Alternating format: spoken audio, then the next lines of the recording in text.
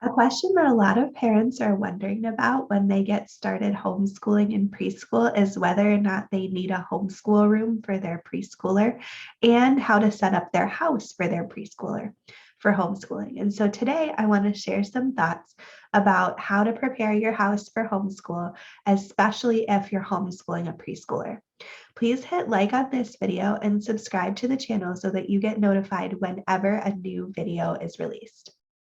So, whether or not you are going to choose to create a separate homeschool room for your preschooler, there are several factors to consider when you're preparing your house for homeschooling. So, first, let's talk about the biggest question, which is, do you need a homeschool room? The truth is that it's very possible to homeschool without having a dedicated homeschool room.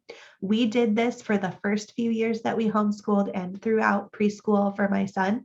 And we only recently have a homeschool room, and we actually don't use it very often. Many families choose not to have a homeschool room for several reasons. First of all, if you have a small house, you might not want to dedicate an entire room in your house to homeschooling. Also, not having a specific room can help your kids understand that learning happens anywhere and at any time. And then finally, it gives kids freedom to do their schoolwork anywhere in the house. But families that choose to have a homeschool room usually do that on purpose for a few reasons.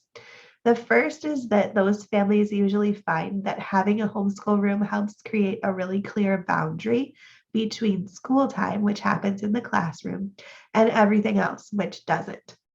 Also, those families may find that it's really helpful to keep all of their homeschool supplies in one place so that things don't get lost. And even if you don't have a homeschool room, I still strongly recommend having one place in the house where all of the homeschool books and resources and materials and supplies are kept. And then helping your child to see that every time they get done with homeschooling, all the materials need to go back in that place. That really cuts down on the amount of frustration that can happen when you're ready to homeschool and you can't find the materials.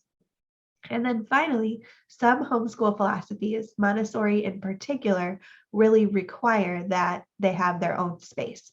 So I'm going to put some links in the description of this video to a video that goes more in depth about whether or not you need a homeschool room, and also a video that explains Montessori and why you might need a homeschool room if you're choosing that philosophy. Another thing that's really important to consider when you're getting ready to homeschool a preschooler is educational toys. Because when you're homeschooling preschool, it can be really helpful if your child has access to educational toys and educational board games or other kinds of games that reinforce the concepts that you're learning.